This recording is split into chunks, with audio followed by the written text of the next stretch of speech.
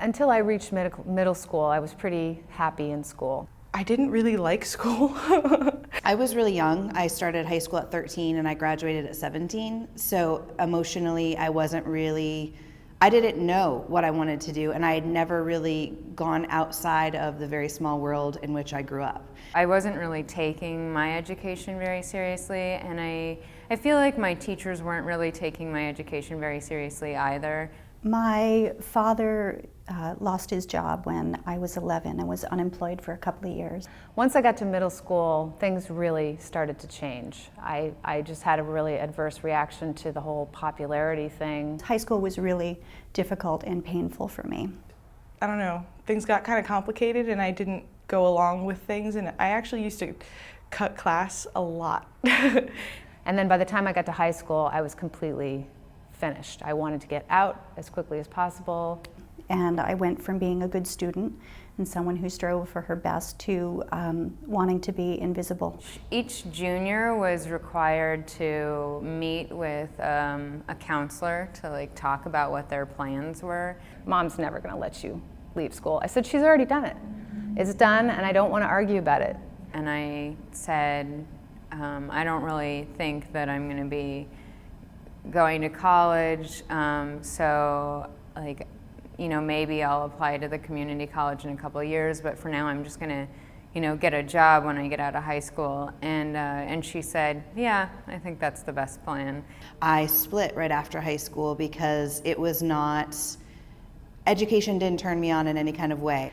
And so I just went and decided, okay, enough of this, I'm gonna get my GED. I had aspirations to travel and to explore. I did manage to make it from high school into UMass Amherst. So my thoughts were I was just going to get a job and make it as best I could until maybe I went to community college. And by the time I was 21, I was feeling so insecure about having dropped out of high school. I did get my GED. I had dropped out within a year with a terrible GPA and started waiting tables. At the time, I didn't have aspirations. I honestly didn't. I was living, and college and any place away from home was better than being at home. Before I graduated high school, I had 3 jobs. I proceeded to get a job with this new franchise. It was the late 70s. I went to work for the Athlete's Foot. I found out that I was expecting, and that was unexpected. I had so many jobs. I was a painter for the university. I worked for the grounds department. See, I became a manager. By the time I was 19, I was running 2 of their stores. I managed a gas station in Florida for a while. I worked in security in Seattle, Washington for a while. I've done just about any job you can imagine to make a living, but it wasn't a living. It was hand to mouth always. I was tired of being treated like a waitress was my only identity. That was tough to go into every night. Doors just kept closing on me because of that lack of a degree.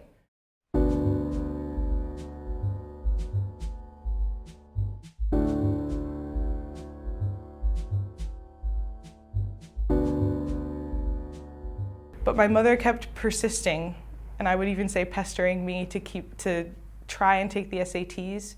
What I really needed was somebody to have faith in me and believe that I was smart enough and good enough and that I could do it. It was the professors at my community college they were relentless in saying, you need to look at Smith, look at Mount Holyoke, it's where you belong. I could never have dreamed that coming to a place like Mount Holyoke was possible. I was being given these messages that you can do this. I did it.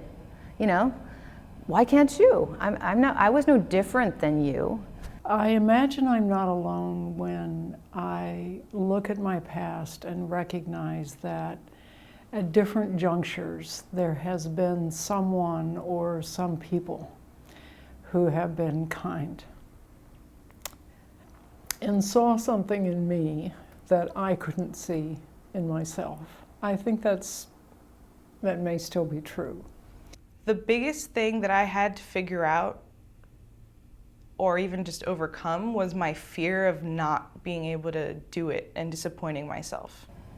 I didn't think I was going to be able to do it. It was just a dream that I had, that I admired people who had it, and that I would always encourage anyone who was doing it to do it and finish. But I didn't think I was going to be able to achieve that. I had this combination of like not wanting to get my hopes up, but also wanting to give it my best effort. I don't think there's any denying and saying that it takes courage to simply apply. And it feels so much better to try, even if you make mistakes along the way. It just, you get something done and you're like, okay, I did that. And that's mine and no one can take that from me. Having Smith accept my application and look at my resume and say, we value you. We want to invest in you. We want you to achieve your higher goals, your higher potential. That's never happened to me before by an institution. So it was a new experience for me to be like really like excited about what I was learning and excited to like say what I thought about things. If you survive and you are finding your way, slowly over time you're gaining an inner strength. I've learned to believe in myself and my potential in a way that wasn't possible for me before. And I think that that's what these kind of institutions do for women, is they make you believe that you are not only capable, but that you're worth paying attention to. All the struggle that I've been through to get here, and all the struggle I'm sure I will go through to get towards the end of this and beyond, it's all worth it. You literally just put one foot in front of the other. You have to cope with those voices that are going to make you feel, I'm getting emotional about it, but that are going to make you feel like you can't do it. For me, it was about believing I could do something and finishing it. And I'm still surprised.